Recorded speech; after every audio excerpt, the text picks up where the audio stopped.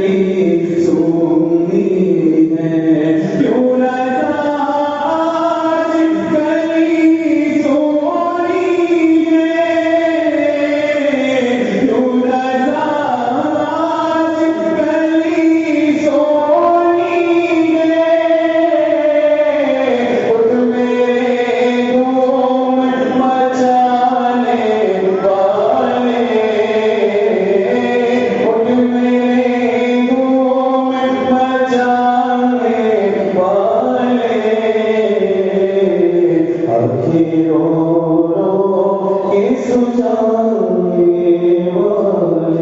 سبحان اللہ، ماشاء اللہ، بہت خوب، ماشاء اللہ۔ ماشاء اللہ، محبت سے کہیے سبحان اللہ۔ اب نیچے دیگر کسی داخل کے وقت مقررہ پر جیسا کہ کہا گیا تھا پروگرام شروع کر دیا جائے گا، لہٰذا اب میں دیگر کسی داخل کے آل رسول اور علی مفتی سید آصف بٹ صاحب کی بارگاہ میں مائک پیش کرنے کی سعادت حاصل کر رہا ہوں۔ آئیے حضرت کے استقبال نعرہ تکبیر سے کر لیں، اس سے پہلے میں گزارش کرتا ہوں جو لوگ پیچھے بیٹھے ہوئے برائے کرم آگے آ جائیں، جو حضرات پیچھے بیٹھے ہوئے اپنی کرسیوں کو اوپر کر لیں تاکہ آگے آنے والے حضرات کو کوئی دقت تکلیف نہ ہو۔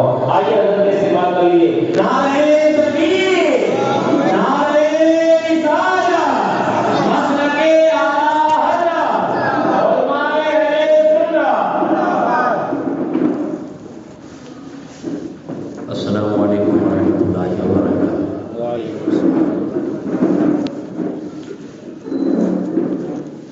تمام آئے ہوئے سامعین و حاضرین و سامعات، سب قابل مبارکباد ہے۔ آج کی یہ نشست سنی تربیتی اجتماع کے عنوان پر تیسری مرتبہ منعقد ہو رہی ہے۔ سبحان اللہ، قابل مبارکباد ہے کتھا کے جیان نوجوان جنہوں نے مصطفیٰ جان عالم صلی اللہ علیہ وسلم کا پیغام لوگوں تک پہنچانے کے لیے اپنی حیثیت کے مطابق کوشش کی ہے۔ حضرت محمود غزنوی رحمۃ اللہ تعالیٰ علیہ کی بارگاہ میں ایک شخص آیا۔ معاملہ یہ تھا کہ ایک آدمی کو کچھ دوا وغیرہ بنانے کے لیے شہد کی ضرورت تھی، اور اتفاق سے شہد کا اکال تھا، موسم بھی نہیں تھا، کہیں شہد ملا نہیں۔ تو اس دور میں جو مسلم بادشاہ بھی ہوتے تھے وہ بڑے دریا دل ہوتے تھے، ہر کوئی ان کے دربار میں پہنچ جاتا تھا۔ تو سوچا چلو حضرت محمود غزنوی سے ان کے دربار میں جا کر شہد مانگ کر لے آتے ہیں۔ لہذا وہ گیا اور عریضہ پیش کیا کہ مجھے 1 پاؤ شہد چاہیے۔ تو بادشاہ نے آرڈر دیا کہ اس کو 10 کین شہد دے دو۔ سبحان اللہ۔ حیرت ہوئی، جو وزیر تھا وہ پوچھنے لگا اس نے تو 1 پاؤ مانگا، آپ 10 کین کیوں دے رہے؟ کہا اس نے اس کی ضرورت کے حساب سے مانگا، لیکن میں اپنی حیثیت کے حساب سے مانگا۔ سبحان اللہ۔ آپ نے مصطفیٰ جان عالم صلی اللہ علیہ وسلم کی بارگاہ میں اللہ تبارک و تعالیٰ کے دربار میں اپنی حیثیت کے مطابق نذرانہ پیش کیا ہے، یہ محفل سجا کر، اس کا اجر و ثواب اللہ تعالیٰ اپنی شان کے لائق عطا فرمائے گا، اور اس پر نظر کرم مصطفیٰ اپنی شان کے مطابق سبحان اللہ، سبحان اللہ، سبحان اللہ۔ اور پھر سرکار کا دربار تو یوں ہے کہ میرے کریم سے اگر قطرہ کسی نے مانگا دریا بہا دیے ہیں، ضرب بہا دیے۔ سبحان اللہ۔ اللہ تبارک و تعالیٰ ان نوجوانوں کی نوجوانی سلامت رکھے آمین۔ اور حوصلے کو اور بلندی عطا فرمائے، اور اسی طور پر نیک کام میں لگے رہنا چاہیے، کوئی آئے نہ آئے اپنا کام کریں۔ انشاءاللہ یہ کام کرتے رہیں گے، ہم چلتے رہیں گے، ہم آگے بڑھتے رہیں گے، اللہ برکت عطا فرماتا رہے گا۔ کوئی کون آیا، کتنے آئے، کب آئے، اس کی طرف توجہ نہیں دینا ہے، بس بندہ بندگی ادا کرتا جا، خدا مت بن۔ لہذا یہ بندگی کے نذرانے اللہ کی بارگاہ میں پیش الہ العالمین قبول فرمائے، اور مصطفیٰ جان عالم صلی اللہ علیہ وسلم کی غلامی کا یہ ایک ثبوت ہم پیش کریں، سرکار اپنی بارگاہ میں ہماری غلامی کا نذرانہ قبول فرما لے تو بڑی بات ہے۔ سرکار نوازے تو نوازش کرم ہے۔ چلیے بسم اللہ کرتے ہیں۔ بسم اللہ شریف کی تعوذ یعنی اعوذ باللہ کی تفسیر گزر چکی، تسمیہ یعنی بسم اللہ شریف کی بھی تفسیر گزر چکی۔ اب ہے سورہ فاتحہ کا نمبر۔ سورہ فاتحہ جیسے آپ قرآن شریف کھولیں گے تو پہلے پیج پر سورہ فاتحہ الحمد کی جو صورت ہے اس سے پہلے یہ اس کا ٹائٹل ہے کہ سورۃ الفاتحہ مکیۃ وہی 7 آیات۔ سورہ فاتحہ مکیہ ہے اور وہ 7 آیتیں ہیں۔ سورہ فاتحہ کے متعلق چند باتیں عرض کرنی ہے آج کی محفل میں انشاءاللہ۔ ایک یہ کہ اس کے نام کتنے ہیں، سورہ فاتحہ کے نام کتنے ہیں۔ دوسرا یہ کہ اس کی شان نزول کیا ہے، یعنی یہ سورہ فاتحہ کیوں نازل ہوئی، کیا سبب تھا، کیا بیک گراؤنڈ تھا وہ۔ تیسرا یہ کہ اس کے فضائل کیا ہے، سورہ فاتحہ کی کیا کیا فضیلتیں ہیں۔ ان کی فضیلت میں تو ایسا ایک زبردست نسخہ اس میں آئے گا کہ بزرگوں نے بتایا ہے کہ جو کتنی کیوں نہ پریشانی میں ہو وہ عمل کر لے، ساری پریشانی دور۔ سبحان اللہ۔ اور چوتھے یہ کہ اس کے اندر مسائل کیا کیا بیان کیے گئے، 4 باتیں انشاءاللہ بیان ہوگی۔ سورہ فاتحہ کو مکی قرار دیا گیا یعنی مکہ شریف میں نازل ہوئی، یہ اس کا مطلب نہیں ہے۔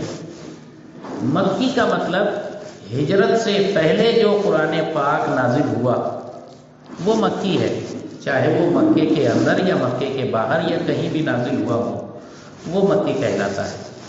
اور قرآن پاک کی جو آیتیں ہجرت کے بعد میں نازل ہوئی ہے وہ مدنی کہلاتی ہے، بھلے ہی وہ طائف میں نازل ہوئی ہو یا صلح حدیبیہ کے میدان میں نازل ہوئی ہو یا عرفات کے میدان میں نازل ہوئی ہو یا مکے میں نازل ہوئی ہو، ہجرت کے بعد بھی مکے میں اتری ہو وہ آیت، پھر بھی وہ مدنی آیت کہلائی۔ سبحان اللہ۔ بڑی زبردست بات ہے کہ پہلے انبیاء کرام اللہ کا کلام لینے مخصوص جگہ جاتے تھے، اللہ ان کو وہاں بلاتا تھا۔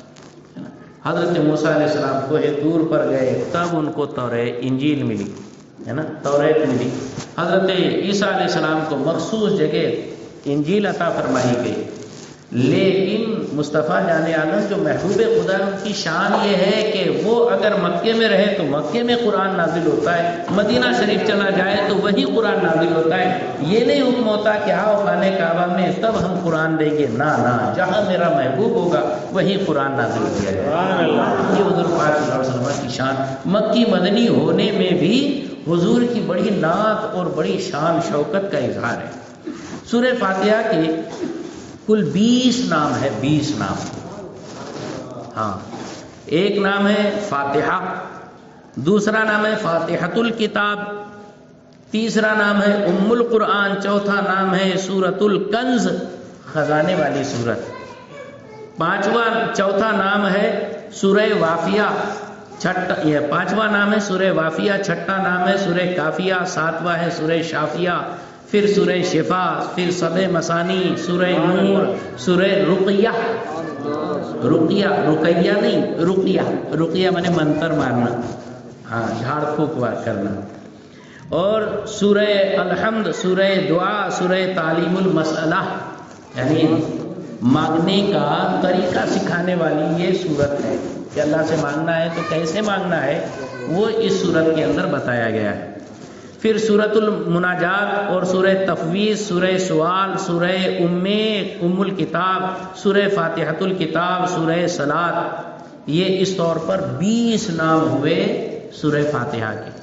اور جس کے جتنے نام ہوتے ہیں نا اتنی اس کی شان ہوتی ہے، شان والے کے نام بھی بہت زیادہ ہوتے ہیں، اس لیے اللہ کے نام بھی 99 جو بہت مشہور ہے، اور صوفیہ فرماتے ہیں کہ اللہ کے 1000 سے بھی زیادہ نام ہے۔ سبحان اللہ۔ ویسے حضور پاک صلی اللہ علیہ وسلم کے 99 نام مشہور ہے، اور صوفیہ فرماتے ہیں کہ حضور کے بھی 1000 سے زیادہ نام ہے۔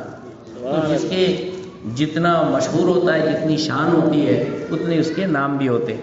اس صورت میں 7 آیتیں، 27 کلمے، 27 ورڈ، آیت بولے تو جملہ، 7 آیتیں، 7 سینٹنس ہے، اور 7 کلمے یعنی ورڈ 27 ہے، اور 140 حروف ہے، الفابیٹ جو ہے 140 ہے۔ کوئی آیت ناسخ و منسوخ نہیں۔ اس سورت کی وجہ تسمیہ، یعنی سورتوں کے نام یہ ایسے کیوں پڑے، اس کی وجہ بتاتے ہیں۔ سورہ فاتحہ فاتحۃ الکتاب اس لیے کہتے ہیں کہ اس سورت سے قرآن کو شروع کیا گیا ہے، آغاز ہوا ہے، اس لیے اس کو سورہ فاتحہ، فاتحہ مانے آغاز والی کی سورت۔ اس لیے اس کے بعد روایت کے روح سے سب سے پہلے یہی سورہ مبارکہ اتری ہے۔ کچھ روایتیں ہیں، ورنہ زیادہ تر روایتیں تو اقرا بسم ربک، سورہ اقرا کے بارے میں نازل ہوئی ہے۔ سورہ الحمد اس لیے کہتے ہیں کہ اس کے اول میں لفظ الحمد آتا ہے۔ سورہ ام القرآن اس لیے کہتے ہیں کہ ام کے معنی ہے اصل، اور یہ سورہ سارے قرآن کی اصل ہے۔ حضرت مولا علی نے کہا سارے آسمانی کتابوں کا علم قرآن پاک میں، پوری دنیا کا علم قرآن میں، پورے قرآن کا علم سورہ فاتحہ میں، پوری سورہ فاتحہ کا علم بسم اللہ میں، اور بسم اللہ کا پورا علم با میں، اور با کا پورا علم اس کے نقطے میں۔ اور مولا علی فرماتے انا تلک النقطہ، میں وہ نقطہ ہوں۔ مولا علی کی شان۔ اس لیے کہ جس قدر مضامین سارے قرآن شریف میں تفصیل وار ڈیٹیل کے ساتھ پوری قرآن میں جتنی باتیں ہیں وہ سب اجمالاً ان شارٹ اس سورہ پاک میں ذکر کر دیے گئے۔ زبردست چیز۔ اس کو قرآن پاک سے وہی نسبت ہے جو بیج کو درخت سے ہوتی ہے، کیونکہ بیج میں سارا درخت یعنی پتے، شاخیں، پھل، پھول وغیرہ سب ہوتا ہے۔ ام الکتاب اس سورت کو کہا گیا اس لیے کہتے ہیں کہ ساری آسمانی کتابوں کے تقریباً سارے مضامین اس میں آ گئے، صرف قرآن ہی نہیں، توریت، انجیل، زبور، اور اس کے علاوہ جتنے صحیفے نازل ہوئے تھے 100، وہ سارے صحیفوں کے سارا علم اس سورہ پاک کے اندر موجود ہے، کیونکہ عقائد و اعمال وغیرہ سب اس میں موجود ہے۔ نیز خدا کی ذات و صفات، اس کی معبودیت اور اس کی بے نیازی، بندے کی عبدیت، نیاز بندی وغیرہ تمام اس میں موجود ہے۔ اس سورت کو سبع مثانی بھی کہتے ہیں۔ سبع مثانی یعنی 7 آیتیں جو 2 مرتبہ نازل ہوئی ہے۔ تو یہ سورہ پاک مکہ شریف میں بھی نازل ہوئی، مدینہ منورہ میں بھی ڈبل سے بالکل بے عینی پوری نازل ہوئی ہے، 7 آیتیں، اس لیے اس کو سبع مثانی کہا جاتا ہے۔ نیز اس نماز میں ہر رکعت کے اندر اس سورت کی تکرار ہوتی ہے، اور آدھی سورت میں رب کی حمد و ثنا ہے، اور باقی آدھی میں بندے کی عرض و معروض اور گزارشات خدا کی بارگاہ میں۔ تو گویا آدھی خالق کے لیے ہے اور آدھی مخلوق کے لیے، لہذا اس کو سبع مثانی کہا جاتا ہے۔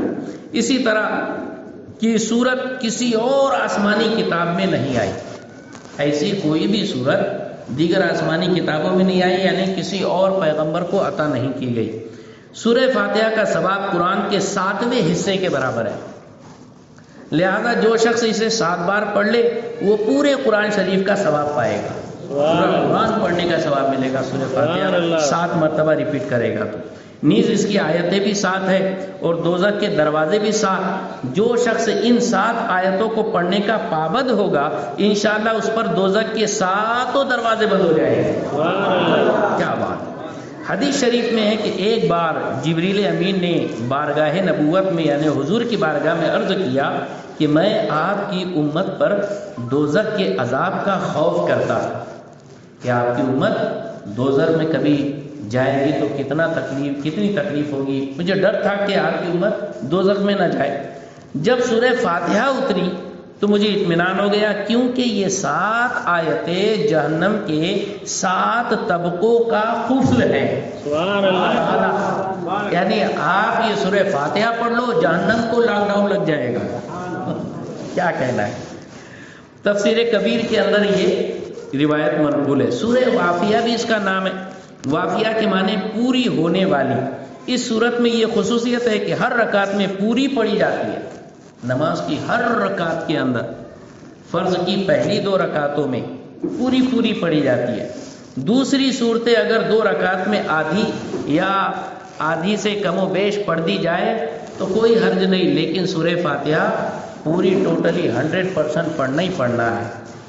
سورہ کافیہ، اس کو کافیہ اس لیے کہتے ہیں کہ دوسری صورتوں کے بدلے میں یہ کافی ہو جاتی ہے، لیکن اور کوئی صورت اس کا بدل نہیں بن سکتی، ایسا یعنی دوسری صورت کی جگہ یہ کام دے دیں گی لیکن اس کی جگہ دوسری صورت کام نہیں دے پائے گی۔ سورہ شافیہ اس کا نام ہے، اس لیے کہتے ہیں کہ یہ زہر اور صدہ قسم کی بیماریوں کا علاج ہے۔ ایک صحابی نے دیکھا کہ ایک آدمی مرگی کے دورے میں گرفتار ہے، مرگی آ گئی اس کو، تو اس کے کان میں یہ صورت پڑ دی، اس کو آرام ہو گیا۔ کیا بات ہے! حضور صلی اللہ علیہ وسلم کی خدمت میں یہ واقعہ عرض کیا تو سرکار نے فرمایا یہ صورت ہر بیماری کی دوا ہے۔ سبحان اللہ، سبحان اللہ۔ تو پھر اب تو مست آرام سے آپ بابا بن جائیں گے، ہے نا، لیکن اس کے لیے ضروری کیا ہے؟ تلفظ اس کے صحیح ہونے چاہیے، اچارن ہے نا، اس کا پروناؤنسیشن درست ہونا چاہیے، اس کے لیے آپ کو قرأت بھی سیکھنا پڑے گی، ہے نا، اور پھر ساتھ ہی ساتھ ہمارا رزق کھانا یہ بھی عقل حلال ہونا چاہیے، تب زبان میں تاثیر پیدا ہو۔ اور پھر آپ یہ صورت پڑھو تو دیکھو بڑے سے بڑا روگی ایک دم تندرست ہو جائے گا۔ نیز یہ صورت جسمانی روحانی تمام بیماریوں کا علاج ہے انشاءاللہ۔ اس کی تحقیق اس کے فوائد میں بیان کی جائے گی۔ اس کو سورہ صلاۃ اس لیے کہتے ہیں کہ اس کا پڑھنا ہر نماز میں ضروری ہے۔ سورہ سوال اس لیے کہتے ہیں کہ اس میں بندوں کو حق تعالیٰ سے دعا مانگنے کا طریقہ بتایا گیا ہے، خدا سے کیسے مانگا جائے، کہ جب دعا کرنی ہو تو پہلے خداوند تعالیٰ کی حمد کرے، پھر اپنی محتاجی اور بندگی کا ذکر کرے، پھر اپنی حاجت اور گزارش اور ضرورت اللہ کی بارگاہ میں دنیاوی حاجت ضرورت پیش کرے، دنیاوی حاجت کے مقابلے میں آخرت کی حاجتیں زیادہ مانگے۔ اس کو سورہ شکر کہتے ہیں، سورہ دعا کہتے ہیں، اس لیے کہ اس میں بندوں کو رب تعالیٰ کا شکر کرنے اور دعا مانگنے کا طریقہ سکھایا گیا ہے۔ یہ اس کے جو 20 نام تھے اس کے تمام نام رکھنے، نام کرن کی وجہ یہ بتائی گئی ہے۔ اچھا، اس کی شان نزول کیا ہے؟ یہ آیت اتری کیوں؟ اس کے نزول کے بارے میں 3 قول ہے۔ ایک یہ کہ مکہ مکرمہ میں ہجرت سے پہلے نازل ہوئی، بلکہ بعض علماء فرماتے ہیں کہ سب سے پہلے سورہ فاتحہ ہی نازل ہوئی۔ چنانچہ اس کا واقعہ یہ بیان کیا جاتا ہے کہ ایک روز حضور صلی اللہ علیہ وسلم حضرت بی بی خدیجہ الکبریٰ سرکار کی اہلیہ مکرمہ کے پاس تشریف لائے اور فرمایا کہ جب میں تنہائی میں بیٹھتا ہوں تو غیبی آواز سنتا ہوں کہ کوئی کہتا ہے پڑھو۔ اس کی خبر ورقہ ابن نوفل کو دی گئی جو کہ حضرت خدیجہ الکبریٰ رضی اللہ تعالیٰ عنہا کے رشتے میں بھائی لگتے تھے۔ ورقہ نے عرض کیا کہ اب جب کبھی یہ آواز آئے تو آپ اطمینان سے سنتے رہے۔ چنانچہ پھر یہ ہوا کہ حضرت جبریل حاضر خدمت ہوئے اور عرض کیا کہ پڑھیے بسم اللہ الرحمن الرحیم الحمدللہ رب العالمین سے لے کر ورد عالم تک۔ اس روایت سے معلوم ہوا کہ سب سے پہلے سورہ فاتحہ نازل ہوئی، مگر دوسری روایت سے معلوم ہوتا ہے کہ سب سے پہلے سورہ اقرا نازل ہوئی ہے، وہی زیادہ معتبر اور مستند ہے۔ دوسرا قول یہ ہے کہ یہ صورت ہجرت کے بعد مدینہ منورہ میں اتری، لیکن اس پر یہ اعتراض ہے کہ اگر یہ صورت مدینے میں نازل ہوئی ہوتی، نماز تو مکہ شریف میں ہی واجب ہو گئی تھی، تو پھر نماز میں کیا پڑھا جاتا تھا؟ لہذا یہ روایت کچھ اتنی معتبر نظر نہیں آتی۔ تیسرا قول یہ ہے کہ یہ صورت ہجرت سے پہلے مکہ مکرمہ میں اور ہجرت کے بعد مدینہ طیبہ میں 2 بار نازل ہوئی ہے، اس لیے اس کو سب مثانی کہتے ہیں، کیونکہ یہ 7 آیتیں ہیں اور 2 دفعہ اتری ہے، اس لیے اس کو سب مثانی کہا جاتا ہے۔ اب دیکھیں صاحب، اللہ تبارک و تعالیٰ نے یہ جو صورت ہم کو عطا فرمائی، سورہ فاتحہ کے فوائد اور فضائل بھی سماعت کریں۔ سورہ فاتحہ کے فضائل بے شمار ہے، کچھ تفسیر کبیر وغیرہ سے نقل کیے جاتے ہیں۔ مسلم شریف جو کتاب ہے صحاح ستہ میں شمار کی جاتی ہے، بخاری شریف کے بعد اس کا درجہ ہے، بلکہ بعض بزرگان دین تو قرآن پاک کے بعد بخاری شریف نہیں بلکہ مسلم شریف کا درجہ بتاتے ہیں۔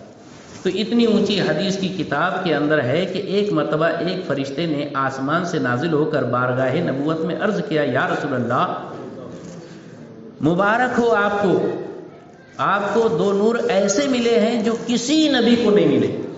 بہت اہم بات ہے، فرشتے نے آسمان سے اتر کر حضور کو مبارکباد دی کہ آپ کو 2 نور ملے ہیں جو کسی پیغمبر کو نہیں ملے، ایک سورہ فاتحہ اور دوسرا سورہ بقرہ کی آخری آیتیں۔ آمن رسول سے لے کر اخیر تک ہے نا، وانصرنا علی القوم الکافرین. یہ جو سورہ بقرہ کی آخری آیتیں ہیں اور سورہ فاتحہ، یہ حضور پاک صلی اللہ علیہ وسلم کی خصوصیات میں سے ہے، کسی پیغمبر کو نہیں. ترمذی شریف میں ہے کہ حضور اقدس صلی اللہ علیہ وسلم نے فرمایا سورہ فاتحہ کی مثل توریت و انجیل و زبور میں کوئی صورت نہیں اتری. تفسیر کبیر میں ہے کہ رب تعالیٰ نے آسمان سے 104 کتابیں اور صحیفے اتارے، ٹوٹل 4 کتابیں اور 100 صحیفے نازل فرمائے. ہاں، مگر 100 کتابوں کے علوم 3 کتابوں میں رکھے. جو 100 صحیفے تھے، ایک تو ورق کے جو حضرت ابراہیم علیہ السلام پر 10 صحیفے نازل ہوئے تھے، اور دیگر انبیاء پر ایسے صحیفے یعنی باقاعدہ 4 بک ایک ایسا عطا فرمایا گیا تھا. تو ایسے 100 صحیفے، ان کا پوری ڈیٹیل 3 کتابوں میں توریت انجیل زبور کے اندر ایسا. اور توریت و انجیل زبور میں پھر ان 3 کے علوم قرآن پاک میں رکھے. ہاں، پھر قرآن پاک کے اصول مفصل طور پر سورہ حجرات سے والناس تک تمام میں رکھے. پھر مفصل کے علوم سورہ فاتحہ میں رکھ لیے گئے. لہذا جس نے سورہ فاتحہ سیکھ لی گویا اس نے ساری آسمانی کتابیں سیکھ لی. سبحان اللہ. سورہ فاتحہ کا مقام. اور جس نے سورہ فاتحہ پڑھ لی اس نے تمام آسمانی کتابیں پڑھ ڈالی. کیا بات. نیز یہ سورہ بالکل رحمت کی صورت ہے، اس لیے کہ اس میں رب تعالیٰ نے قہر و جبر اور دوزخ کے عذاب وغیرہ کے ذکر نہیں، بلکہ اس میں وہ حروف بھی نہیں آئے جو جہنم وغیرہ کے اول میں آتے ہیں. یعنی عذاب نام کی چیز ہی نہیں ہے، اس میں بس رحمت ہی رحمت بھری ہے سورہ فاتحہ کے اندر. چنانچہ اس صورت میں 7 حروف نہیں ہے، سا جیم خا زا شین وا فا، کیونکہ سا سے صبور کا پہلا حرف ہے جس کے معنی ہے ہلاکت، جیم سے جہنم کا پہلا حرف ہے جس کے معنی ہے دوزخ، خا یہ خزیون کا پہلا حرف ہے جس کے معنی ہے رسوائی، زا ظفیر اور زا زقوم کا پہلا حرف ہے. ظفیر دوزخیوں کی آواز کو کہتے ہیں، زقوم تھوہڑ جو جہنمیوں کی غذا ہے. شہیق کا پہلا حرف شین ہے جس کے معنی ہوتے ہیں جہنمیوں کی آواز. زا ذل کا پہلا لفظ ہے جو کہ قرآن پاک میں اس طرح مذکور ہے، ذل ذی ثلاث شعب. ظلم کا پہلا حرف ذا ہے. یہ سب سورہ فاتحہ کے اندر موجود نہیں ہے، یعنی سب رحمت والے ہی باتیں اور صورتیں اور آیتیں اس کے اندر موجود ہے. سبحان اللہ. سبحان اللہ.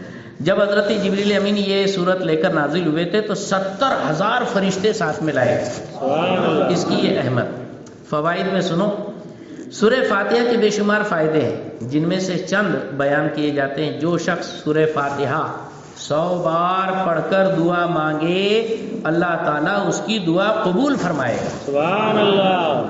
جو شخص مریض لا دوا ہو، ایسا بیمار کہ جس کا علاج نہیں، کینسر یہ وہ کورونا، وہ چینی کی سفید برتن میں ساسر کے اندر آب زمزم اور زعفران سے سورہ فاتحہ لکھ کر دھو کر 41 روز تک پیتا رہے، انشاءاللہ شفا ہو. سبحان اللہ. کیا بات ہے. اگر آب زمزم نہ ملے تو عرق گلاب لے لے، گلاب پانی. اگر یہ بھی میسر نہ آئے تو کنویں کا صاف پاک پانی کافی ہے. تفسیر کبیر میں ہے کہ بعض گنہگار قوموں پر عذاب الہی آنے والا ہوگا، مگر ان میں سے کوئی ایک بچہ مکتب میں جا کر فاتحہ پڑھے گا تو اس کی برکت سے 40 سال تک عذاب دور ہو جائے گا. یہ سورہ فاتحہ کی شان. اور اب خاص نسخہ آپ سنیے. سب لوگ پریشان ہیں، کماتے ہیں برکت نہیں ہوتی، بہت پیسہ آتا ہے رکتا نہیں ہے، کیا کرنا چاہیے؟ تو اس کے بارے میں جو شخص کسی دنیاوی بلا میں پھنس گیا وہ بسم اللہ الرحمن الرحیم کی میم کو الحمدللہ کے لام سے ملا کر پڑھا کرے، انشاءاللہ اس سے نجات ملے گی. سبحان اللہ. شجرہ اشرفیہ میں، سلسلہ اشرفیہ کے شجرے کے اندر یہ عمل ہے. اور جو سرکار اعلیٰ حضرت کے وظیفے کی کتاب ہے الوظیفۃ الکریمہ، اس میں بھی یہ وظیفہ منقول ہے کہ کوئی کیسا کیوں نہ مصیبت زدہ ہو، پریشان حال ہو، تنگ ہو اور قرضے سے دبا ہوا ہو، بیماریوں سے لاچار ہو، وہ 40 دن تک ایسا عمل کرے۔ وہ کیا کرنا ہے؟ فجر کی سنت پڑھ کر فرض کے درمیان، سنت و فرض کے درمیان 40 مرتبہ سورہ فاتحہ پڑھے۔ اس میں بسم اللہ الرحمن الرحیم کی میم کو الحمدو کے لام سے ملا کر پڑھے۔ ایسے 40 مرتبہ وہ پڑھتا جائے اور 40 دن تک پڑھے، اس سے پہلے ہی اس کی مراد پوری ہو جائے۔ کیسے پڑھیں گے؟ تو ایسے پڑھیں گے، پہلے تو اعوذ پڑھنا ہی پڑھنا ہے، پھر اس کے بعد بسم اللہ کی میم کو لام سے کنٹینیو ملاتے جائیں گے۔ اعوذ باللہ من الشیطان الرجیم، بسم اللہ الرحمن الرحیم، الحمد للہ رب العالمین، الرحمن الرحیم، مالک یوم الدین، ایاک نعبد و ایاک نستعین، اہدنا الصراط المستقیم، صراط الذین انعمت علیہم غیر المغضوب علیہم ولا الضالین، بسم اللہ الرحمن الرحیم، الحمد للہ رب العالمین، الرحمن الرحیم، مالک یوم الدین، ایاک نعبد و ایاک نستعین، اہدنا الصراط المستقیم، صراط الذین انعمت علیہم غیر المغضوب علیہم ولا الضالین، بسم اللہ الرحمن الرحیم، الحمد للہ رب العالمین۔ ایسا 40 بار الحمد کی صورت بسم اللہ کے ساتھ ملا کر جب پڑھیں گے تو انشاءاللہ العزیز 40 دن سے پہلے آپ کی ساری مصیبتیں دور ہو جائیں گی۔ یہ خاص عمل ہے۔ بعض صوفیاء کے یہاں یہ عمل ہوتا ہے کہ اگر یہ الگ سا سورہ فاتحہ کے مسائل، ہر نماز میں اس سورت کا پڑھنا واجب ہے۔ سورہ فاتحہ میں کتنے واجب ہے کہ پوری 7 آیتیں مکمل پڑھنا واجب، سورہ فاتحہ پہلے پڑھنا واجب، سورہ فاتحہ کے بعد کوئی سورت ملانا واجب، اور الحاق سورہ سے پہلے ہی سورہ فاتحہ ہونا واجب۔ یہ اتنے سارے سورہ فاتحہ کے متعلق نماز کے اندر واجبات ہیں، اس سے بھی سورہ فاتحہ کی اہمیت پتہ چلتی ہے۔ 25-26 منٹ ہو گئے، تو اب انشاءاللہ یہاں سے آگے جو ہے سورہ فاتحہ الحمدللہ رب العالمین، یہاں سے اس کی اگلی مرتبہ اگلی نشست میں تفصیل بیان کی جائے گی۔ جو آج آپ کو خاص نسخہ عطا کیا گیا وہ یہ کہ بسم اللہ الرحمن الرحیم کی میم الحمد کے لام سے ملا کر 40 مرتبہ پڑھنا ہے فجر کی سنت اور فرض کے بیچ میں۔ انشاءاللہ 40 دن سے پہلے آپ کی مراد اللہ تعالیٰ پوری فرمائے گا۔ آج جیسے گزشتہ نشستوں کے اندر پہلے مرتبہ میں وضو کے فرائض اور وضو کا طریقہ بیان کیا گیا تھا، دوسری نشست کے اندر وہ کچھ 16 سیدوں کی کہانی وغیرہ یہ وہ سب جو چل رہی تھی اس کے بارے میں بتایا گیا۔ اب کی مرتبہ مناسب یہ ہے کہ غسل کے متعلق ہم بات کریں، کیوں؟ اس لیے کہ انسان جب پاک رہے گا تو اس کی نمازیں بھی درست ہوگی، اور نماز صحیح ہوگی تو نماز کی برکتیں جو اللہ نے ارشاد فرمایا ان الصلاۃ تنہی عن الفحشاء والمنکر، کہ بے شک نماز بے حیائی اور بری باتوں سے روکتی ہے، وہ نتیجہ ہم پر ظاہر ہوگا اور ہم بری باتوں سے اور بے حیائی سے باز آ جائیں گے۔ اور جو آج کل سب کچھ ہونے کے بعد نمازیں پڑھنے کے باوجود بے حیائی بری باتوں سے انسان نہیں بچ پا رہے ہیں، اس کی وجہ یہ ہے کہ نمازوں میں گڑبڑ ہے۔ اب نماز تو ہم بہت اچھی طرح سے پڑھتے ہیں تو کہاں گڑبڑ ہوگی؟ تو صاحب پہلے تو پاک ہونا ضروری ہے، پاک ہی نہیں تو نہ نماز پڑھ، جتنی بھی پڑھو سب بیکار اور برباد ہے۔ تو اس کے لیے پاکی کے مسائل کو ہر کتاب میں سب سے پہلے درجہ دیا جاتا ہے اور پاکی کا بیان سب سے پہلے کیا جاتا ہے۔ غسل جو انسان پر فرض ہو جائے، واجب ہو جائے، تو اس کو غسل کرنا ضروری ہو جاتا ہے۔ بغیر غسل کے پھر وہ نماز نہیں پڑھ سکتا۔ ان کنتم جنبا فطہروا، قرآن پاک کی آیت ہے، اگر تم کو جنابت لاحق ہو جائے یعنی تمہارے اوپر غسل فرض ہو جائے تو کیا ہے کہ خوب پاکی حاصل کرو، یعنی غسل کرو۔ اب غسل کے اندر 3 فرض ہیں، کلی کرنا، دوسرا ہے ناک میں پانی ڈالنا، اور تیسرا ہے پورے جسم پر سے پانی بہانا۔ اس کا نام ہے غسل۔ اس کے لیے بالکل بالوں کا شیمپو استعمال کرنا ضروری نہیں ہے، فیس واش استعمال کرنا ضروری نہیں ہے نا؟ بس یہ ہے کہ پورے جسم پر سے پانی بہا جائے اور ساری گندگی ظاہری جسمانی دور کر دی جائے، یہ غسل کا لب لباب ہے۔ اس کے لیے اللہ تبارک و تعالیٰ کے پیارے محبوب صلی اللہ علیہ وسلم نے جو طریقے ہمیں بتائے ہیں، ان طریقوں کو اگر فالو کر لیا جائے تو پورا ہی مقصد حل ہو جاتا ہے۔ تو سب سے پہلا فرض ہے کلی کرنا، دوسرا فرض ہے ناک میں پانی ڈالنا، اور تیسرا فرض ہے پورے بدن پر پانی بہانا۔ تو سیدھے ڈائریکٹ منہ میں سے کلی کرنا نہیں چالو کریں گے، بلکہ اس کا سنت طریقہ یہ ہے کہ پہلے گٹوں تک، کلائیوں تک، رسٹ تک ہاتھ دھوئیں گے اچھی طرح سے۔ اگر کوئی نجاست لگی ہو تو اس کو پہلے صاف کر لیں گے۔ اللہ کے رسول صلی اللہ علیہ وسلم نے ارشاد فرمایا کہ من استيقظ من منامه فلا يغمسن يده في الإناء لأنه لا يدري أين باتت يده أو كما قال صلی اللہ علیہ وسلم۔ جب تمہیں سے کوئی نیند سے جاگے بیدار ہو تو ڈائریکٹ پانی کے اندر ہاتھ نہ ڈالے، اس لیے پہلے وہ ہاتھ دھو لے، کیونکہ رات میں اسے پتہ نہیں کہ اس کا ہاتھ کہاں تھا۔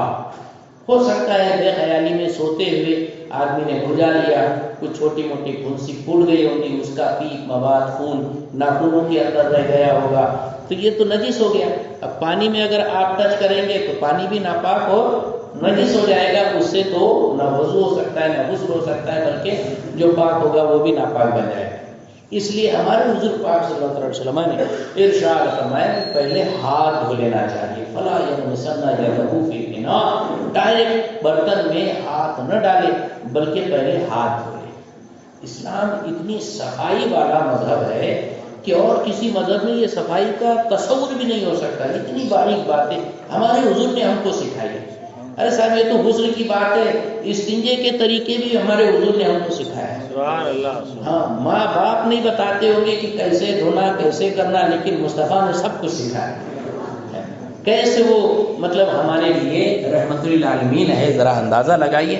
حضور پاک صلی اللہ علیہ وسلم نے یہ ارشاد فرمایا سب سے پہلے پنجوں کو دھویا جائے، ہاتھ کی کلائیوں کو دھو لو اچھی طرح سے۔ پھر اس کے بعد کرنا کیا ہے؟ اس کے بعد جو ہے استنجا کیا جائے، یعنی پیشاب پاخانے کی جگہ اچھی طرح سے صاف کر لی جائے۔ پھر اس کے بعد جسم پر کہیں بھی کوئی نجاست، گندگی، منی یا خون یا نجاست پیخانہ وغیرہ کہیں لگا ہے تو جسم کے وہ حصے سے وہ چیز دور کی جائے۔ ہاں، لیکن نہاتے وقت گندے کپڑے، نجس اور ناپاک کپڑے پہن کر نہیں نہانا چاہیے۔ مثال کے طور پر پاجامہ ہے، اس کو تو نجاست لگی ہوئی ہے، گندگی لگی ہوئی ہے تو ویسے ہی بیٹھ گئے۔ لنگی ہے وہ خراب ہے، ناپاک دھبے اور کچھ گندگی لگ گئی ہے تو ویسے ہی بیٹھ گئے اور نہا رہے، تو نہیں، ویسا نہیں نہانا ہے۔ اگر آپ کو وہی کپڑا پہن کے نہانا ہے تو پہلے وہ حصہ جہاں گندگی لگی ہے اس کو دھو، وہ کپڑا پاک کرو، نیکر وغیرہ پاک کر لینے کے بعد جب جسم سے ساری گندگی دور کر لی، ظاہری نجاست دور کر لی، اس کے بعد وہ پہن کر آپ نہا سکتے ہیں۔ اور اگر پورا میں لوگ پیک ہے جیسے غسل خانہ اور باقاعدہ کیا کہتے ہیں نہانے کی جو جگہ ہوتی تو کوئی دیکھ نہیں سکتا ہے، تو ایسی صورت میں بغیر کپڑوں کے بھی نہانے میں کوئی حرکت نہیں ہے۔ تو پہلا کام ہے کلائیوں تک ہاتھ دھوئیں گے، دوسرا کام ہے کہ پیشاب پاخانہ کی جگہ دھوئیں گے، تیسرا کام ہے جسم سے ساری گندگی، نجاست، ناپاکی دھو کر دور کریں گے، چوتھا کام ہے کہ نماز کے جیسا وضو کریں گے۔ بالکل اس میں کلی بھی کرنا ہے، ناک میں پانی بھی ڈالنا ہے، چہرہ یہ مسح کرنا، ہاتھ یہ وہ پورا، پیر بھی دھو کر ایک دم پورا ریڈی نماز جیسا وضو کریں گے۔ پھر اس کے بعد آپ جو ہے غسل شروع کریں گے، تو اس میں تو کلی تو کر ہی لیا ہے آپ نے، ناک میں پانی چڑھا ہی لیا ہے، لیکن کلی کرتے وقت لوگ بے احتیاطی کرتے ہے نا، ایسا منہ میں پانی لیے اور فوراً اس کو اگل لیے، اس کو کلی نہیں کہتے۔ کلی کرنے کا مطلب خوب اچھی طرح سے غرارہ اور خوب اچھی طرح سے منہ میں پانی ڈال کر ادھر ادھر خوب کھنگالا جائے، ہلا جائے، اور خوب یعنی یہاں تک کہ گالوں کی جڑ ہے نا اور یہ اپنے داڑھوں کے پیچھے کا حصہ اور حلق کا ابتدائی حصہ اس تک کے مطلب باقاعدہ پانی کا گزر ہو جانا چاہیے، پانی کی رولنگ ہونی چاہیے، تب وہ آپ کی کلی کہلائے گی۔ اگر آپ کے یہ پانی جو ہے دانتوں کی جڑوں تک اور کیا کہتے ہیں داڑھوں کے پیچھے تک اور گال کا وہ جو کنارہ ایک دم آخری والا ہوتا ہے جہاں کبھی کچھ پھنس جاتا ہے تو نکلتا نہیں بغیر انگلی ڈالے، وہاں بھی پانی گزرنا ضروری ہے کلی کے اندر۔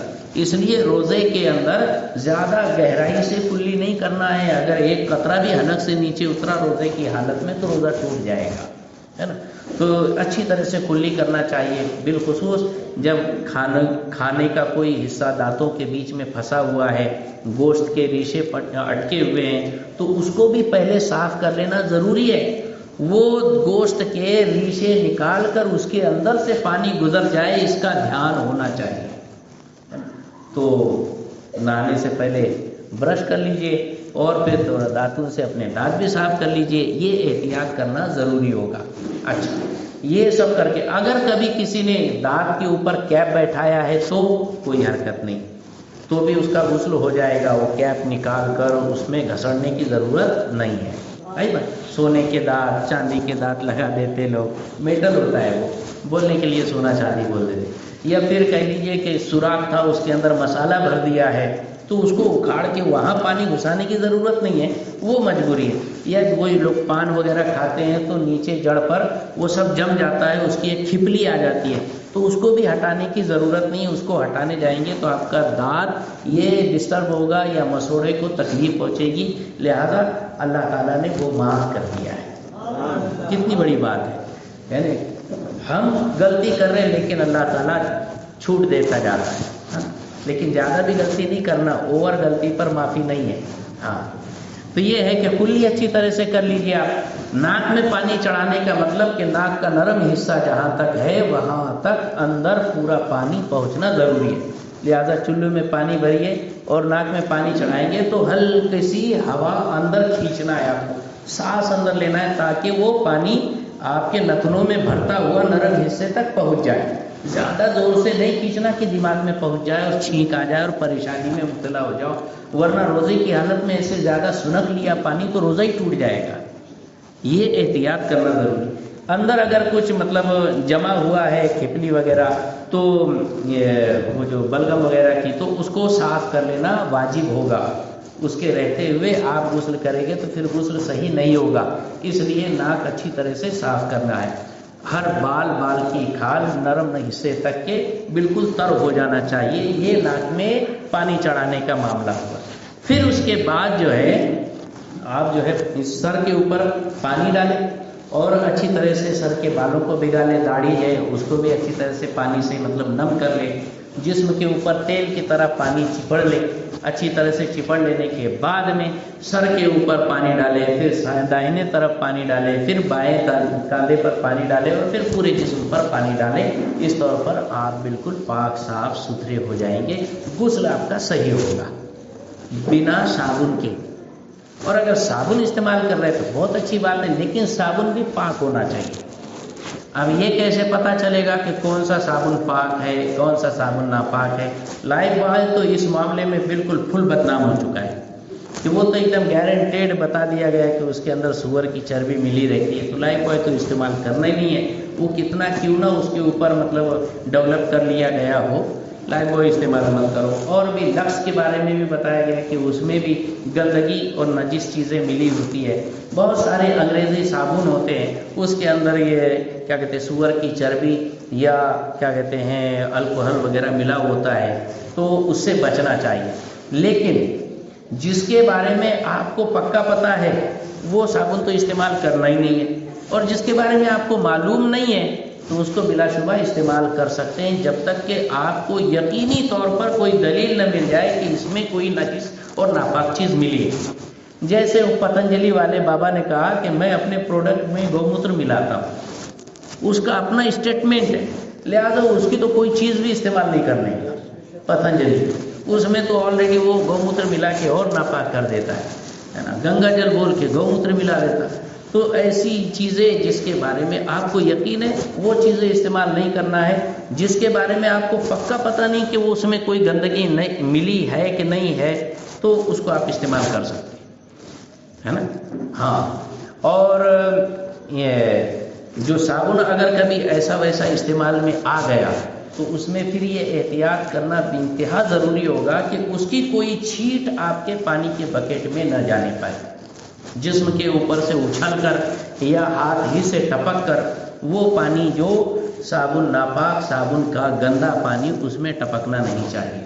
ہاں، اگر کبھی صابن نہیں لگایا ہے اور ہاتھ بھی صاف ہے، ظاہر نجاست نہیں ہے، اور مائع مستعمل اگر پانی کے اندر ٹپک رہا ہے تو وہ پانی قابل استعمال ہی رہتا ہے، کیونکہ مائع مستعمل کوانٹٹی میں کم ہوتا ہے اور پاک پانی کوانٹٹی میں زیادہ ہوتا ہے، وہ قابل استعمال ہی رہتا ہے.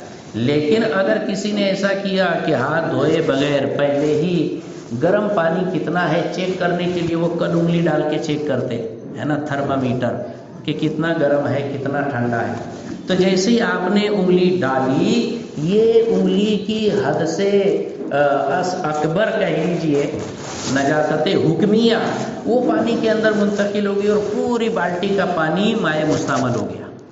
اب اس سے نہ وضو ہو سکتا، اس سے غسل بھی نہیں ہو سکتا. اب کیا کرنا پڑے گا؟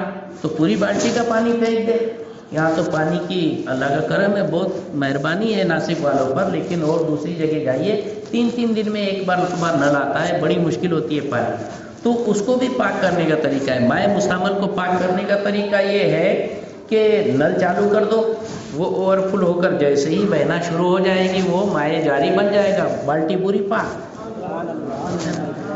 اور اگر کبھی ایسا نل کا سسٹم نہیں ہے تو صاف ستھرا پانی ایک جگ میں یا مگ میں یا گلاس میں لے لو اور اس کو ڈالو. بالٹی چھلکنا جب چالو ہو جائے گی، یہ جو جگ کا پانی اس میں جا رہا اور وہاں سے نیچے گر رہا ہے وہ مائع جاری بن گیا، آپ کی بالٹی پاک.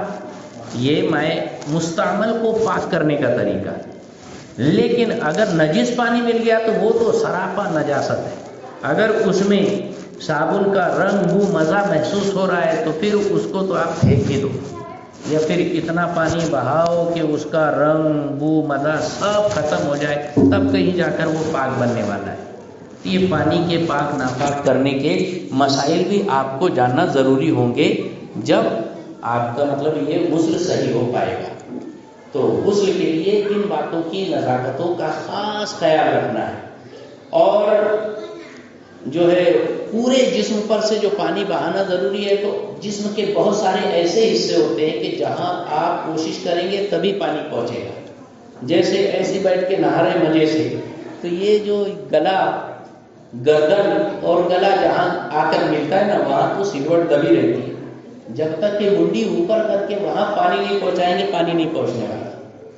کان کے اندر والا حصہ کہاں تک پانی ڈالنا ہے تو یہ بس ظاہر باہر کا جو دہانہ ہے وہیں تک پانی پہنچانا ضروری ہے. کان کے سوراخ میں پانی ڈالنے کی ضرورت نہیں ہے. تو اس کے لیے یہ ہے کہ بھی پانی ہتھیلی میں لے لو اور اس پر کان ایسے دباؤ، تو کان کے جہاں تک کہ مطلب جانا چاہیے وہاں تک کہ وہ گیلا ہو جائے گا، اس کو پھر انگلی سے گھما لو، پھر لے کر، کیونکہ فرض غسل ادا کرنا ہے تو اتنی باریکی آپ کو اپنانا پڑے گی اور اسے ہی یہ کام میں بھی آپ کو کرنا پڑے گا. پھر اس کے بعد جیسے بغل کا حصہ، جب تک کہ آپ اونچی کر کے بغل کے اندر سے پانی بہائیں گے نہیں، بہے گا نہیں، گیلا ہو جائے گا، پانی بہے گا نہیں. اور غسل میں پانی بہانا ضروری ہوتا ہے. ایسے ہی جسم کے بہت سارے حصے ہوتے ہیں کہ جہاں آپ کو خاص طور پہ توجہ دے کر پانی پہنچانا پڑے گا. عورتوں میں ناک کی نتنی وغیرہ کا جو سوراخ ہوتا ہے اس میں بھی پانی پہنچانا ضروری ہے. اگر وہ تھوڑا تنگ ہے تو باقاعدہ اس میں پانی یہ مسلنا ضروری ہوگا تاکہ اس کے اندر پانی آوت جاوت ہو جائے. اور اس طور پر جو ہے اگر کبھی کسی کے ناخن میں آٹا لگ گیا ہے نا، آٹا گھومتے گھومتے رہ گیا آٹا اور ویسے نہا لیے تو پانی تو اس میں جذب ہو جا رہا ہے. لیکن جب بے خیالی میں اگر ایسا ہوا تو کوئی بات نہیں، لیکن اگر خیال ہے کہ یار یہ آٹا ہے رہنے تو جانا، تو ایسا نہیں چلے گا. دیکھ لیا ہے تو اس کو صاف کرنا ضروری ہے، نہیں دیکھا ہے تو کوئی بات نہیں. لیکن اگر نیل پالش لگی ہے تو پھر تو غسل ہونے کی کوئی سمبھاونا ہی نہیں ہے. کیونکہ غسل کے لیے ضروری ہے جسم پر سے پانی گزرنا، اور پالش کی ایک اس پر پرت چڑھی ہوتی ہے، اس کے اوپر سے پانی گزر جاتا ہے، وہ نیل پر ناخن کے اوپر پانی ٹچ نہیں ہو پاتا، اس لیے وہ غسل ہی نہیں ہوگا۔ تو ماں بہنوں سے گزارش ہے نیل پالش تو بالکل نہیں استعمال کرنا۔ دوسرے کہ عورتیں جو ہیں نہاتی ہے تو چوٹی اگر کسی کی بندھی ہے تو کوئی بات نہیں، چوٹی کھول کر نہانے کی بھی ضرورت نہیں ہے خواتین کو، بس بالوں کی جڑوں میں پانی پہنچ جائے، پانی گرا کر اس کو تھپتھپا لے اچھی طرح سے، تاکہ بال کی اندر والی جو جڑ ہے اور سر کی چمڑی کھال ٹکلے کی، اس کے اوپر سے پانی گزرنا کمپلسری ہے۔ عورتوں کو یہ کیا کہتے ہیں چوٹی بھگانا بھی ضروری نہیں، بھگا دیا تو بہت اچھی بات ہے، لیکن بالوں کی جڑوں تک پانی پہنچانا یہ تو ایک دم کمپلسری ہے۔ لیکن آدمی بڑے بڑے بال آج کل رکھتا ہے نا، انڈا ٹیکر جیسا، اس میں ربڑ بینڈ میں لگاتا ہے، کچھ لوگ چوٹی باندھ لیتے ہیں، تو ایسے کے تو پورے بال کھولنا کمپلسری ہے۔ شریف نے فرمایا بال کھولے، اس کی جڑ سے لے کر نوک تک ہر بال کی کھال، اس پر سے پانی گزارنا چاہیے، اور سر کے ہر مسام اور سر کی ساری چمڑی پر سے پانی گزارنا کمپلسری ہوگا۔ تو یہ ساری غسل کی باریکیاں ہے۔ جب تک اس انداز میں غسل نہیں ہوگا، غسل کامل نہیں بنے گا، اور غسل کامل نہیں ہوگا تو پھر نمازیں بھی برباد ہوگی۔ تو یہ ساری چیزیں، غسل کرتے وقت کعبے کی طرف رخ نہیں ہونا چاہیے، تو یہ باتوں کا احتیاط کریں۔ اب انشاءاللہ سوال و جواب کا سلسلہ شروع کیا ہے، ٹھیک ہے؟ ماشاءاللہ سبحان اللہ۔ حضرت کی بارگاہ میں کچھ سوالات عوام الناس کی طرف سے آئے ہوئے۔ پہلا سوال یہ ہے کہ کافر کا پیسہ اگر پڑا ملا تو کیا اس کو اٹھا کر رکھ سکتے ہیں؟ اس لیے کہ عوام کا خیال یہ ہوتا ہے کہ کافر اللہ اس کے رسول کا دشمن ہے، اس کا مال غنیمت ہے، تو کیا رکھ سکتے ہیں؟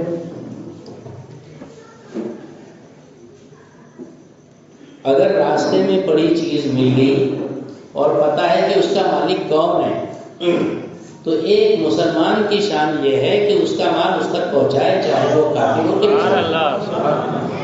کیوں؟ اس لیے کہ اللہ کے رسول صلی اللہ علیہ وسلم نے ارشاد فرمایا، آپ تو جمعے کے خطبے میں بھی سنتے ہوں گے، الا لا ایمان لمن لا محبت له، الا لا ایمان لمن لا امانت له، الا لا ایمان لمن لا صداقت له۔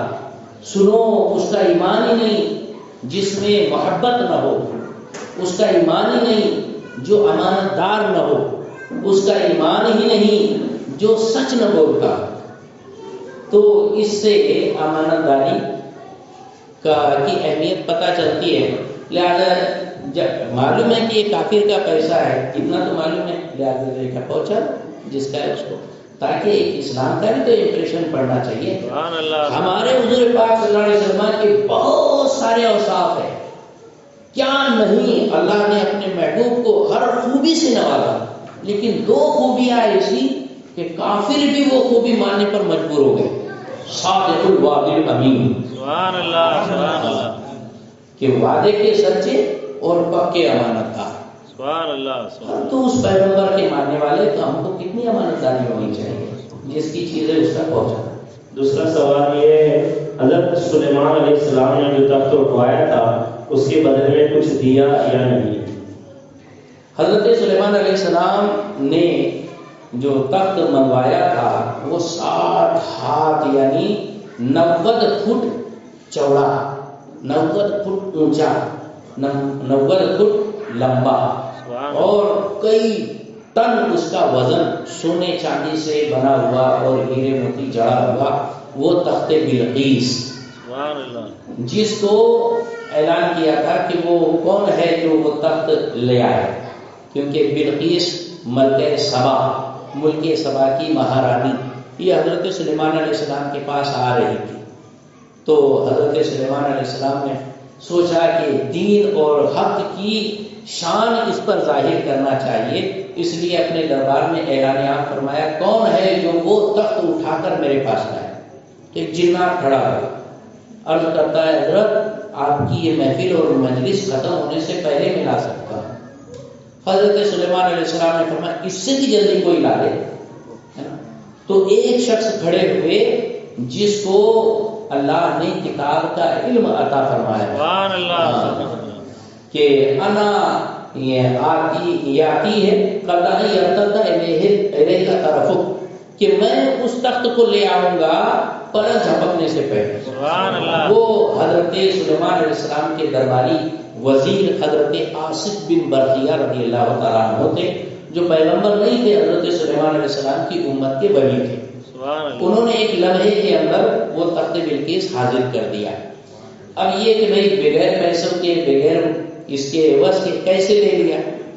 تو جو بھی عوض حضرت سلیمان علیہ السلام نے عطا فرمایا ہو لیکن اس کا عوض تو یہ ملا کہ ملکہ سبا کو ایمان کی دولت عطا فرمائی۔ سبحان اللہ سبحان اللہ ہاں، تو یہ حضرت سلیمان علیہ السلام کی طرف سے تخت بلقیس کے عوض میں ہزاروں نوازشات میں سے ایک نوازش یہ بھی تھی کہ اس کو دین، ایمان اور حقانیت کی روشنی نصیب۔ سبحان اللہ تیسرا سوال یہ ہے کہ کافر کا مال یا پیسہ اپنے پاس آ جائے اور اس کو کبھی پتہ نہ چلے تو کیا وہ روپیہ مال رکھ سکتے ہیں؟ یہ تو پہلے سوال میں اس کا جواب حل ہو گیا ہے نا۔ ہو سکتا ہے کسی کا پارسل بھٹکتے ہوئے آپ کے پاس آ گیا ہے نا، یا تو کیا کرنا چاہیے؟ تو یہ بھی اس کے اوپر اس کا پتہ ٹھکانا ہے، سب کچھ ہے، تو پہلی بات تو وصولی نہیں کرنا چاہیے، تو یہ میرا نہیں ہے، سیدھے ایمانداری سے بول دو۔ اور اگر اس میں کسی نے ڈال کر چلا گیا ہے تو پھر ایمانداری کا تقاضا ہے کہ مسلمان ہوتا ہی وہ ہے کہ جس کی چیز اس تک پہنچا دے۔ الا لا ایمان لمن لا امانت اللہ، امانت ہی سکھائی ہے ہمارے حضور پاک صلی اللہ علیہ وسلم۔ چوتھا سوال یہ کہ گھروں میں الٹی چپل پڑی رہتی ہے، عوام کا یہ خیال ہوتا ہے کہ اگر الٹی چپل گھر میں رہے گی تو برکت اڑ جائے گی، کیا یہ مسئلہ درست ہے یا چپل کا کیا مسئلہ ہے؟ وہ الٹی چپل کا مسئلہ تو یہ ہے کہ بھئی لوگ سمجھتے ہیں کہ الٹی چپل آسمان کو منہ چڑھاتی ہے اور ایسا ویسا بہت ساری ذہن جیسے مطلب روزی میں برکت ختم ہو جائے گی۔ اصل میں قاعدہ کلیہ ہے وضع الشیء فی غیر محلہ ظلم۔ ظلم کیا چیز ہے؟ چیز کو اس کی حقیقت سے، اس کی جگہ سے ہٹا دینا، یہ ظلم ہے۔ چپل کا تلہ زمین سے ہونا چاہیے، یہ اس کی حقیقت ہے، اس کو اگر آپ نے الٹ دیا تو یہ ظلم کیا، غلط کیا۔ تو کچھ تہذیب ہے، اصول ہے، ضابطے ہیں، آداب ہے، انسانیت کے جینے کے طور طریقے ہیں، اور اسلام یہی سب سکھانے کے لیے آیا ہے۔ سبحان اللہ لہذا چپل کو چپل جیسا ہی رکھنا یہ حقیقت کے مطابق ہے، اور اس کو الٹا رکھ دینا یا الٹا رہنے دینا یہ گویا ایک طرح سے ظلم ہے، اور آداب میں سے یہ ہے کہ اس کو سیدھا کر دینا چاہیے۔ باقی یہ کہ اس سے رزق میں برکتی ہوتی ہے ایسا ویسا یہ سب کچھ نہیں۔ پانچواں سوال یہ سجدہ سہو کیا ہوتا ہے، کب اور کیسے کیا جاتا ہے؟ یہ سوال بہت ہی تفصیل طلب ہے، تو بہت کچھ شارٹ کٹ میں بیان کرنے کی کوشش کروں گا کہ نماز کے اندر کوئی واجب بھول کر چھوٹ جائے اور دوران نماز یاد آ جائے تو ایسی صورت میں قاعدہ اخیرہ میں جب سلام پھیرنے کے لیے بیٹھتے اس میں صرف التحیات یعنی پورا تشہد پڑھ کر داہنے جانب السلام علیکم ورحمۃ اللہ کہے اور سلام پھیرے، پھر اللہ اکبر کہہ کر سجدے میں جائے اور یہ 2 سجدے کرے، یہ سجدہ سہو کہلاتا ہے نا۔ اور پھر اس کے بعد دوبارہ اس کو کیا کہتے ہیں التحیات، درود ابراہیم، دعائے معصورہ پڑھنا پڑے گا۔ یہ سجدہ سہو جو نماز کی کمی کو پورا کرتا ہے، واجب چھوٹنے کی وجہ سے جو خرابی یا جو عیب نماز میں آ گیا ہے اس کو دور کرنے کے لیے، وہ خرابی اور کمی پورا کرنے کے لیے سجدہ سہو، اس کا مطلب ہی ہوتا ہے سہو مانے بھول چوک کی بھرپائی کے واسطے یہ سجدہ لازم کیا گیا ہے۔ اب نماز کے اندر کتنی چیزیں واجب ہے یہ ہم کو معلوم ہونا ضروری ہے، اور وہ بھول کر چھوٹ گئی، بے خیالی میں چھوٹ جائے تو ایسی صورت میں سجدہ سہو کیا جاتا ہے۔ کسی نے فرض چھوڑ دیا نماز کے اندر، ڈائریکٹ آیا کھڑا ہو گیا اور بس ایسے ہی چپ کھڑا رہا، قرات ہی نہیں کیا، جماعت کے علاوہ تنہا نماز کے اندر قرات ہی نہیں کیا، یا رکوع ہی چھوڑ دیا، یا ایک سجدہ ہی چھوڑ دیا، تو یہ فرض چھوڑنا ہوا، اس کی بھرپائی سجدے سہو سے نہیں ہوگی، پوری نماز ریپیٹ کرنا پڑے گی، نئے سرے سے پڑھنا پڑے گی۔ فرض کے چھوٹنے پر سجدے سہو سے کمی پوری نہیں ہوتی، نماز دہرانا پڑتی۔ اور کوئی واجب جان بوجھ کر چھوڑ دے، زبردستی کر دے، چھوڑ دے، غلطی کرے، تو پھر ایسے ہٹ دھرم کی نماز کی بھرپائی سجدے سہو سے نہیں ہوگی۔ سجدے سہو واجب بھول کر چھوٹ جانے پر کیا جاتا ہے، جان بوجھ کر واجب چھوڑنے پر سجدے سہو نہیں ہو پاتا۔ ایسے ہی سنت مؤکدہ یا سنت یا کوئی مستحب چھوٹ گیا تو اس میں بھی سجدے سہو واجب نہیں ہے نا۔ ہاں، تو اتنا ہے کہ نماز میں جو کمی ہو گئی اب اللہ تعالیٰ اس کو پورا کر سکتا ہے، آپ چاہو تو دہرانے کی بھی ضرورت نہیں اس کو، بس خدا کی بارگاہ میں سچی توبہ کرے، آئندہ سے کوئی سنت مستحب نہ چھوٹنے پائے، اس کا پکا عہد کر لے، اللہ تعالیٰ معاف فرمانے والا ہے۔ سجدے سہو صرف واجب بھول کر چھوٹنے پر لاگو ہوتا ہے، بہت سارے واجبات ہیں، اس کو مطلب جاننا اور اس کو پڑھنا سیکھنا یہ بھی لازم اور واجب ہے۔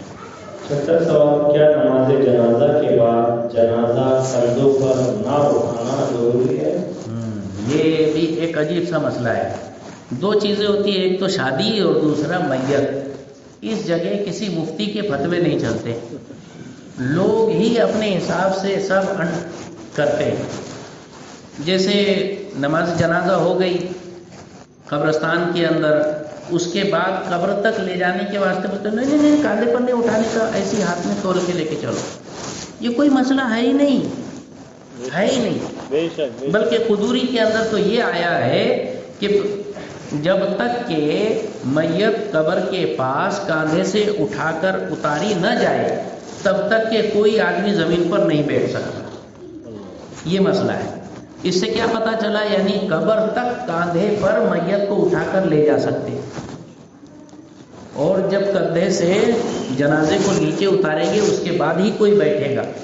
کیا اللہ کی شان ہے، جس بندے کو زندگی بھر میں کسی نے کوئی رسپیکٹ نہیں دیا، اس کے مرنے کے بعد بھی اللہ تعالیٰ اس کو احساس، اکرام، عزت، احترام کے ساتھ اپنے دربار میں بلا رہا ہے۔ سبحان اللہ، کیا بڑی شان ہے۔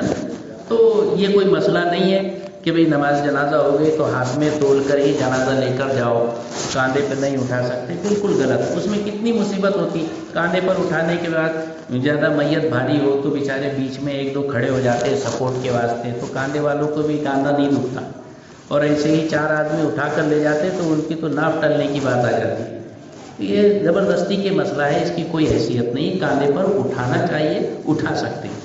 ساتواں سوال، ناخن کاٹ کر دفن کرنا ضروری ہے یا کچرا وغیرہ میں بھی ڈال سکتے ہیں؟ یہ فتاوی ہندیہ یعنی عالمگیری کے اندر تو یہ بتایا گیا ہے کہ آپ ناخن کہیں بھی ڈال سکتے ہیں، دفن کرنا کوئی کمپلسری اور ضروری نہیں، لیکن اس میں یہ خیال رہے کہ ناپاک جگہ، گندی جگہ یا ایسی کہ جہاں لوگوں کے پاؤں گرتے ہو، پاؤں میں آنے کا اندیشہ ہو، ایسی جگہ ناخن نہیں پھینکنا چاہیے۔ انسان اشرف المخلوقات ہے، اس کا ہر ایک حصہ، چاہے وہ سر کے بال کٹے ہو یا ناخن تراشے ہو، یہ سب بھی قابل احترام ہے، ان کی بھی عزت کرنی چاہیے، لہذا ناپاک جگہ نہیں ڈال سکتے، اور کیا کہتے ہیں گندی جگہ نہیں ڈال سکتے، لوگوں کے پیر میں آئے ایسی بے عزتی کی جگہ نہیں ڈال سکتے۔ صاف ستھری جگہ کہیں ہے، باغ بغیچے کا کنارہ، اس میں ڈال دیا آپ نے، یا دفن کر دیے تو اور زیادہ بہتر ہے، لیکن یہ ایسے ہی گندگی کی جگہ ڈال دینا، اس سے بیماری پیدا ہوتی ہے، اس کا بیان ہے فتاوی ہندیہ میں، لہذا اس سے بچنا چاہیے، اپنے ہی ناخنوں کا بھی احترام کرنا چاہیے۔ ایام مخصوصہ میں جو خواتین کے لیے خاص دن ہوتے ہیں، اس میں ختم قادریہ کی دعائیں عورتیں پڑھ سکتی ہے یا نہیں، یا اس حالت میں ترش مبارکہ کا کھانا کھا سکتی ہے؟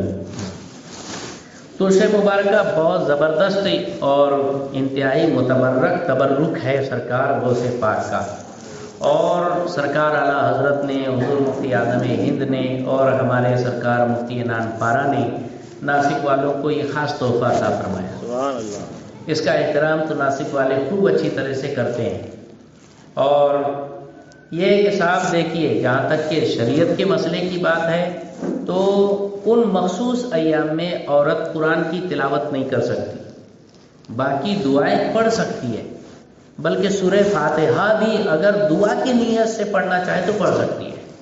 سورہ فاتحہ قرآن کی آیت وہ دعا کی نیت سے، نیت بدل گئی تو وہ جائز، قرآن کی نیت اور قرآن کی تلاوت کی نیت سے پڑھنا چاہے تو حرام۔ کتنا چینج آ گیا نا، صرف نیت کے اوپر سارا دار و مدار ہو گیا۔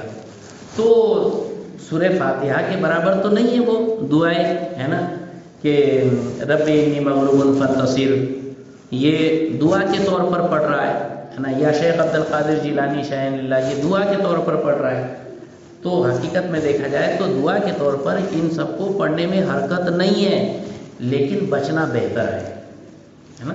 ہاں، اور توشہ مبارکہ بالکل کھا سکتے ہیں، لیکن نہ کھانا بہتر ہے کہ احترام ہے، ایک اسٹیٹس ہے، تو جتنا احترام بزرگوں کے تبرکات کا ہمارے دل میں رہے گا ایمان بھی اتنا مضبوط رہے گا۔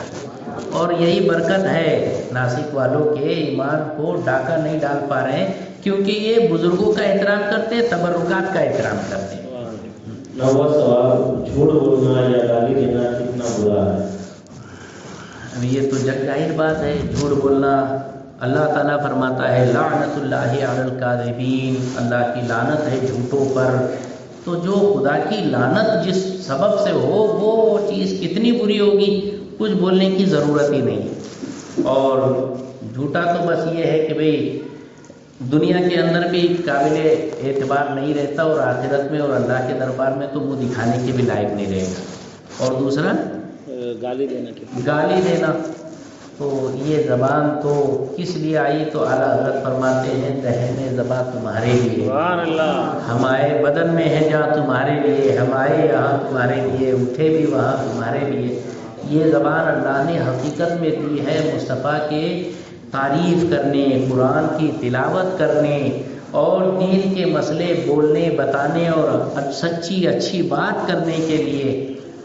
تو یہ زبان کا استعمال ہم غلط کر رہے ہیں گالی میں۔ تو اگر کبھی اسلامی حکومت ہوتی تو یہ گالی بازوں کو 60 کوڑے کھانے پڑے ہوتے، ہاں، وہ جو چابک سے بالکل چمڑی ادھڑ گئی ہوتی۔ لیکن کیا کہنا کہ وہ اندھیرے ہی بھلے تھے کہ قدم راہ پہ تھے، روشنی لائی ہے منزل سے بہت دور ہمیں، ہاں اٹھا کے پھینک دو باہر گلی میں، نئی تہذیب کے انڈے ہیں گندے، ہے نا۔ تو یہ نئی تہذیب ہے جس کی وجہ سے لوگ کچھ زیادہ ہی تو بے لگام ہو رہے ہیں، چھوٹے چھوٹے بچے بہت گندی گندی گالیاں بک رہے ہیں۔ یہ بچے جو نیک کام کریں گے ان کے ماں باپ کو اس کا ثواب ملے گا، سبحان اللہ، جو غلط کام کریں گے اس کا گناہ ماں باپ کو ملے گا۔ اللہ، یہ سمجھ لو، یہ بالکل میٹر چلتا ہے نیکی کا یا برائی کا، کون سا چلانا ہے یہ اب ماں باپ کو سمجھنا ہے۔ 10واں سوال، بدھ کے دن ناخن کاٹنا کیسا؟ کاٹ سکتے ہیں یا نہیں کاٹ سکتے؟ ایک حدیث مبارکہ میں یہ آیا ہے کہ بدھ کے دن ناخن کاٹنا نہیں چاہیے، منع کیا گیا ہے کہ اگر بدھ کے دن کوئی ناخن کاٹے تو اسے برس یعنی سفید داغ کی بیماری ہو جائے گی۔ تو علامہ ابن حاج صاحب مدخل ایک زبردست کتاب ہے، اس کے مصنف بزرگ ہے ولی کامل حضرت علامہ ابن حاج رحمۃ اللہ تعالیٰ علیہ۔ انہوں نے وہ حدیث پڑھی کہ بدھ کے دن ناخن کاٹنے سے سفید داغ ہوتے، لیکن وہ بڑے تھے محدث، انہوں نے تحقیق کی تو پتہ چلا کہ اس کی سند ضعیف ہے، یہ حدیث ضعیف ہے اور حضور سے ثابت نہیں ہے۔ تو سوچا کہ پھر کیا اس پہ عمل کرنا، انہوں نے بدھ کے دن کاٹ لیے، ان کو ہو گئے سفید داغ، پریشان ہو گئے، رات میں سوئے، سرکار خاموش تشریف فرمائے کہ تو حضرت سرکار جب آئے تو ظاہر بات ہے کہ جب سارے عالم کے طبیب تشریف لائے تو ساری بیماریوں کے شکوے شکایت چالو ہو گئے، لیکن نہ سرکار یہ ایسا ہو گیا وہ ایسا ہو گیا۔ آقا نے فرمایا تم کو میری حدیث نہیں پہنچی تھی کہ بدھ کے دن ناخن نہیں کاٹنا؟ کہا حضور لیکن تحقیق کے حساب سے تو وہ ضعیف تھی۔ کہا وہ ضعیف تھی یا نہیں تھی لیکن میری طرف منسوب ہو کر پہنچی، تمہیں اس کا احترام تو کرنا چاہیے۔ حدیث بول کر تیرے تک پہنچی تو پھر اس بات سے احتیاط کرنا چاہیے، نہیں کاٹنا چاہیے تھا۔ کہا سرکار نہیں کروں گا، حضور پاک صلی اللہ علیہ وسلم رحمۃ اللہ علیہ نے دست کرم پھیرا، اسی وقت آپ اچھے ہو گئے، سارے دردے دور ہو گئے۔ ہاں، اعلیٰ حضرت نے فتاوی رضویہ جلد 22 کے اندر اس مسئلے کے بارے میں تحقیق کر ارشاد فرمایا کہ بدھ کے دن کاٹنے کی بھی روایت ہے، کاٹو یہ بھی فرمایا حضور نے، اور ایک روایت میں آیا کہ مت کاٹو ورنہ برس ہوگا، یہ بھی روایت ہے۔